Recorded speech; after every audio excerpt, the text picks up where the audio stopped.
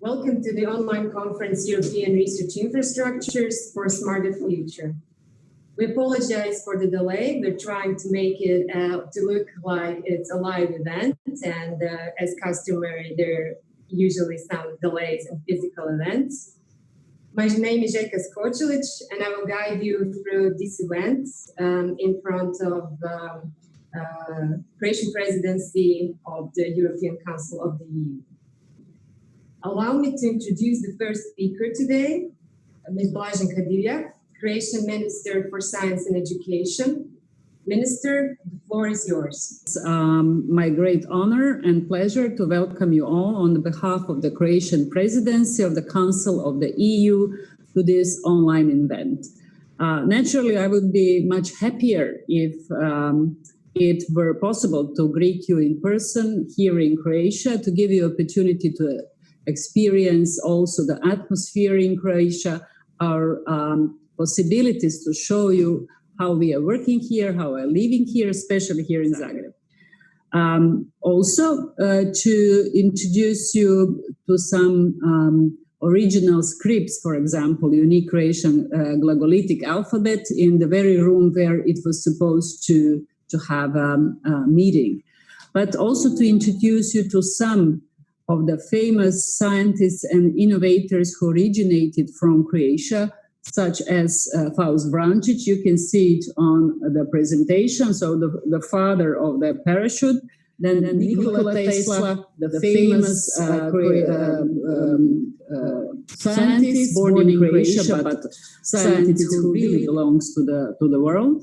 Then Andrija Mohorovičić, probably you know, discoverer of the Mohor discontinuity in crust. Then the next one is Ivan Vučetić, father of actually recognition of the fingerprints for forensic. He was very important even today. Then further, Slavoj Penkala, the first solid ink fountain pen, he invented.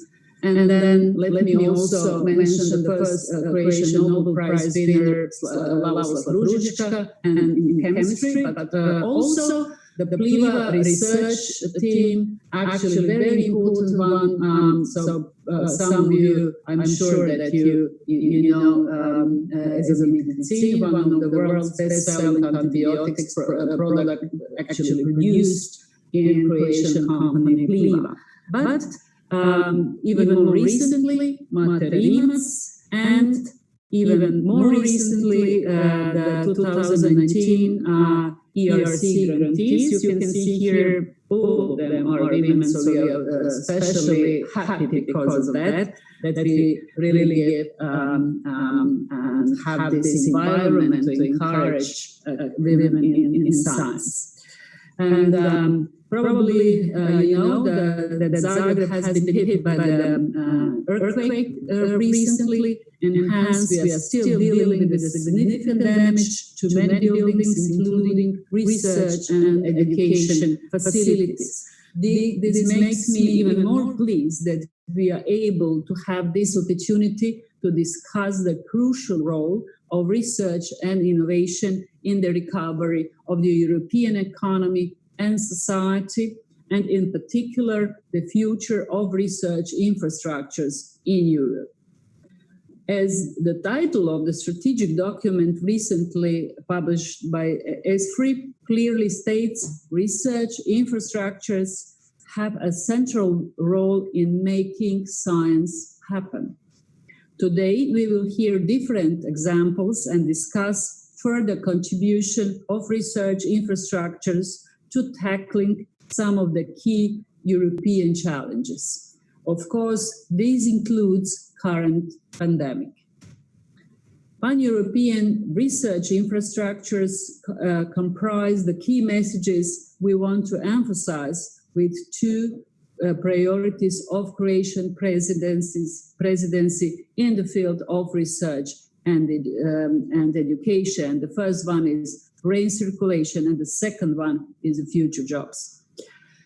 Brain circulation and mobility of researchers may sound challenging in the time of restricted mobility, But let me remind you that the circulation of ideas and building on data and results of researchers all over Europe and the world will be crucial for the best and also the fast development of vaccine against COVID-19. It's very important to understand that.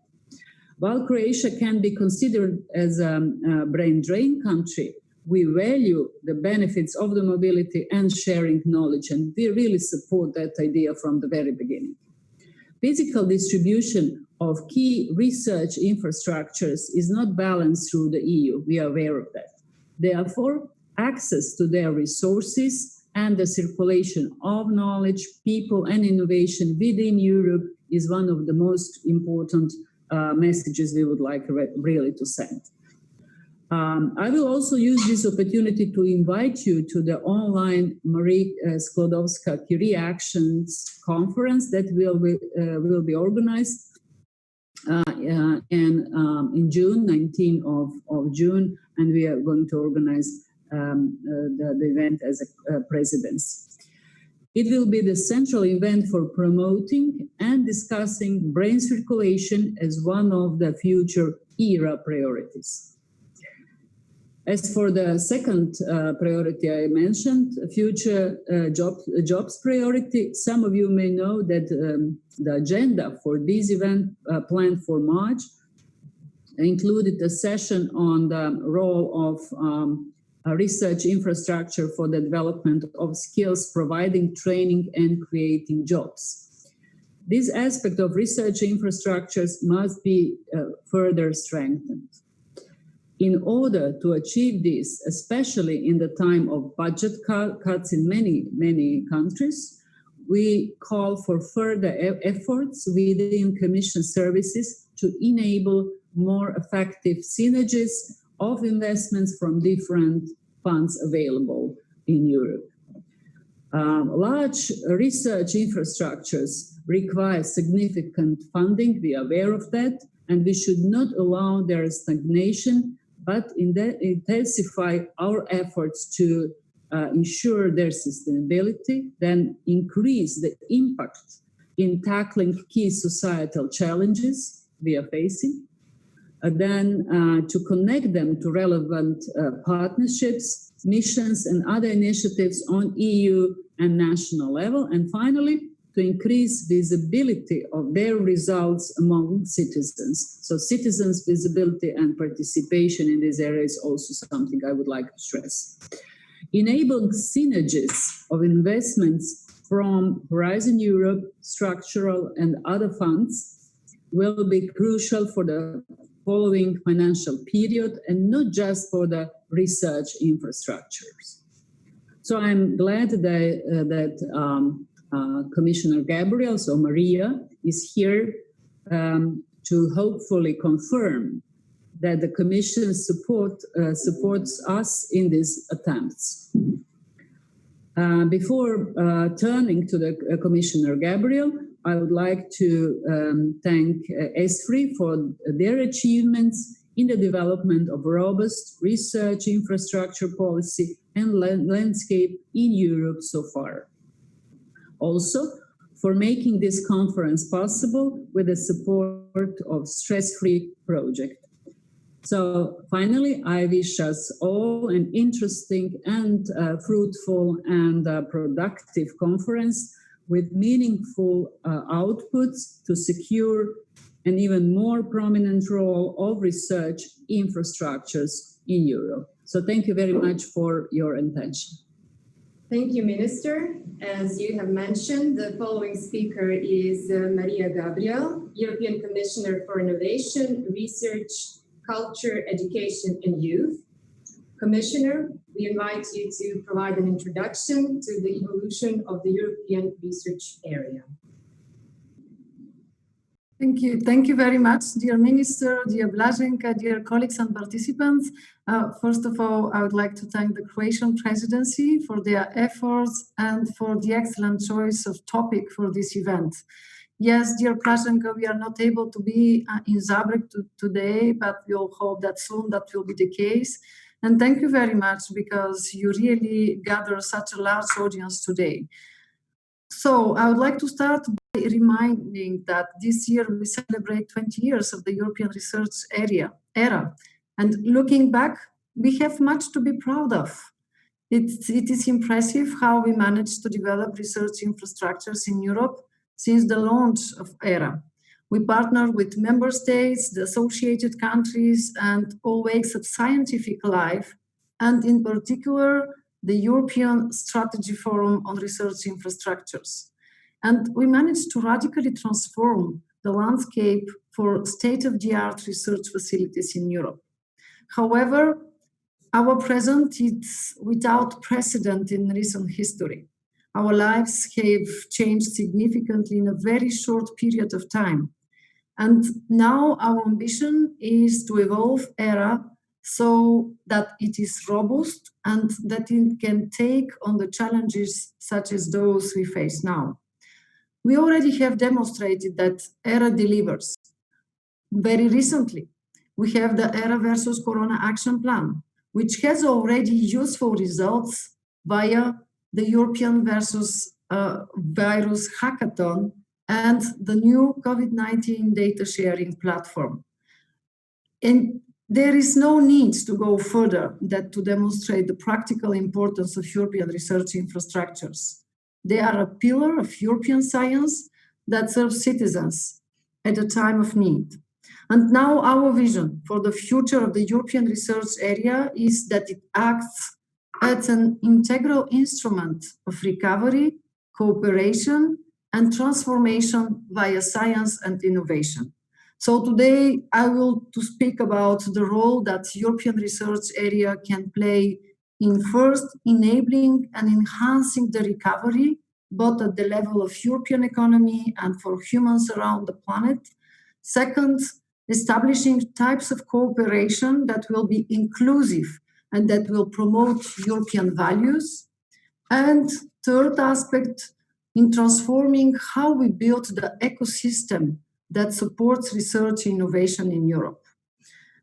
First, allow me just to remind a very important event. The European Union has engaged in a global response to fight COVID-19. Last week, we gathered 7.4 billion euros in pledges for the fight against the virus. This money will go towards implementing the European Research Innovation Strategy for the fight. The strategy includes diagnostic, treatment, and funding a vaccine. Finding an effective vaccine is our best shot at defeating the virus, and it is our responsibility to mobilize all our capacities to find a safe and well-tested vaccine. And when it is available, we'll need to work with the member states to make sure that vaccine is available universally across the EU. And this is the immediate recovery action. In parallel, we are looking at how to recover normality in our daily lives. The livelihoods of many has been affected by the global lockdown. And our recovery intervention has to address all of them. That's allow me to talk about the new budget of the European Union, the next multi-annual financial framework, because that should fuel the recovery of the European economy. The same way that research innovation permits the solutions to the current crisis, it also cuts across segments of the new budget. Research and innovation does not belong to only one part of the European budget. For example, I know that here in Croatia, you are upgrading your local research infrastructure at the biggest research institute in the country, the Institute Ruđer Bošković, using the European structural funds. And this is a good example of a synergy of different types of European funds. Secondly, investment in research innovation is a core part of translating the Green Deal into reality. This is the cornerstone of our European fight against climate change. We have already started testing how it can be done. The European Innovation Council, which funds breakthrough innovation in startups and SMEs, is already funding companies that provide solutions for problems that the Green Deal is tackling. On top of that, the European Union has politically committed to Sustainable Development Goal and will monitor our contribution to these Sustainable Development Goals and the impact of our policies using the latest monitoring frameworks and tools. We remain committed to sustainability. Our other goals, such as transitioning to low carbon economy and ultimately becoming a zero emissions continent, will rest on local discoveries and visionary policies for putting them on the market. And it is well known that Europe has excellent science. We should be proud of this. However, let us not be complacent about it. If you want to enjoy resilient value chains that are able to respond to future crises, we'll need to understand how to bring the results from our research innovation program to market. Our innovation and industrial ecosystem will need to be reimagined, thinking about new ways of cooperating and linking different sectors. We'll need to pay special attention how to coordinate and align our activities. And this will ensure effectiveness of our investments. And it will allow us to capture the opportunities of local knowledge and of shaping them according to European values. My second point for the future of ERA is to its potential to cultivate cooperation. Cooperation in a uniquely European way allows us to see the world through the eyes of different European perspectives. It confronts us with the need to work together on the basis of common understanding of purpose and a common future together. For example, the investment in shared European research infrastructures has built up our capacity for solidarity for science, health, and innovation. Providing the best possible access to Europe's research infrastructures is an essential element in ensuring that science can help us build a smarter future. This is why we support open access to national and European facilities wherever possible.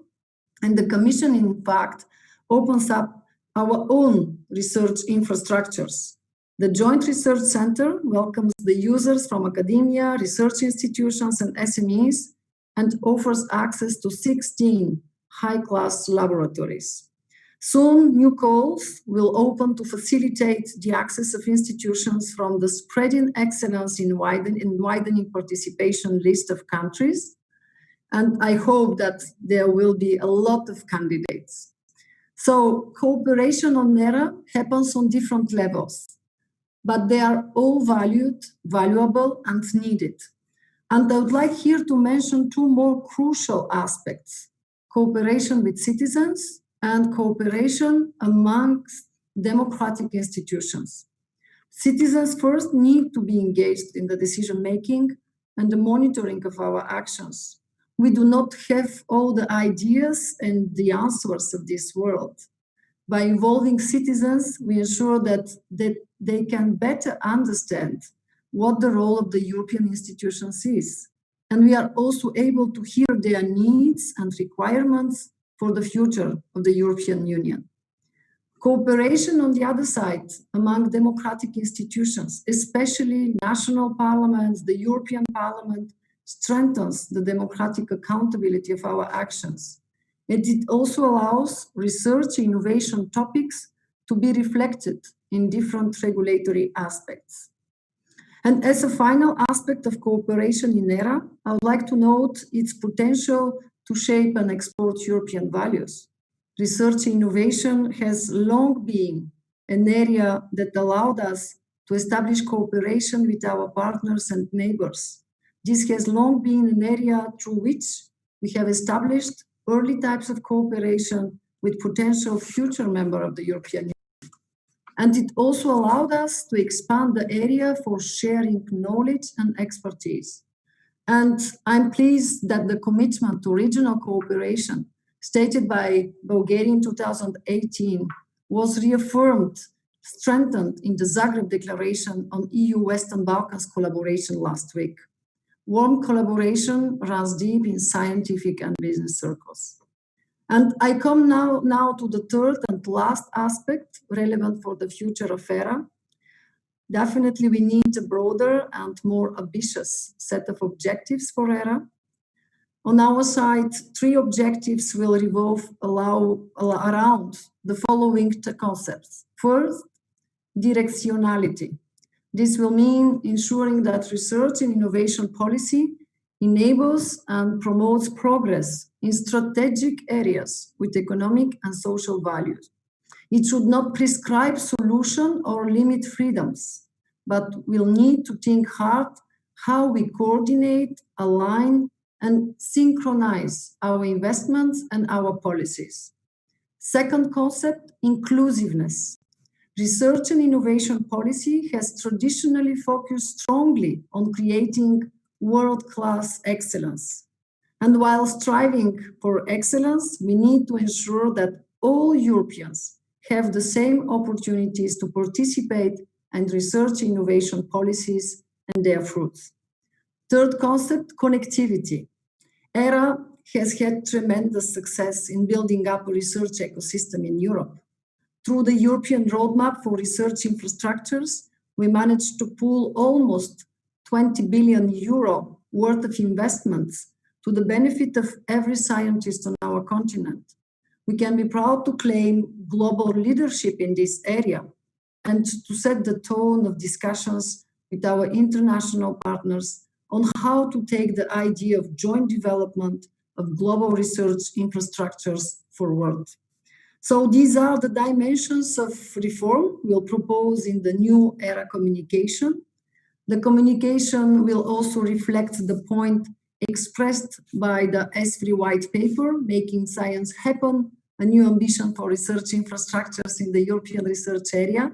I look forward to hearing your feedback and working with you on this.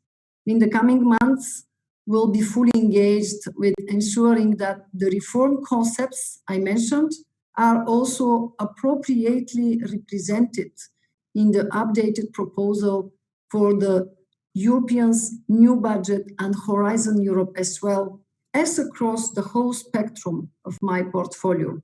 So let me conclude that I do hope that your beautiful capital will heal from the recent earthquake very soon, that we'll all have again the chance to be here, because we always enjoy your hospitality.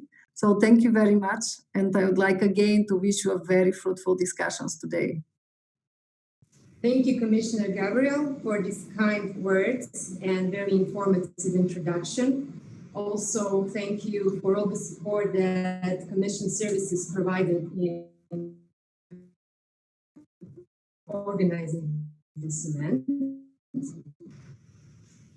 Before we start with the first theme and how you can make the conference more interactive.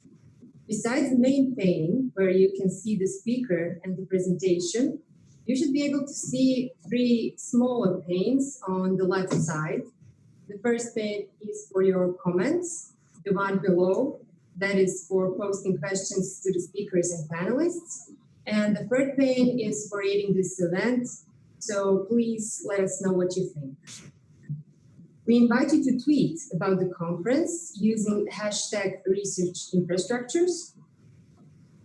Agenda for today includes 2 sessions in the morning, a longer lunch break, followed by 2 more sessions and a final policy panel. Moving through the conference platform, you will notice the poster exhibition room, and we invite you to visit it when it's available for you. And now let's start with the first session today, the contribution of research infrastructures to European strategic agendas, Spanish Ministry of Science and Innovation, as well as Esfri Vice Chair. Immaculada, the floor is yours.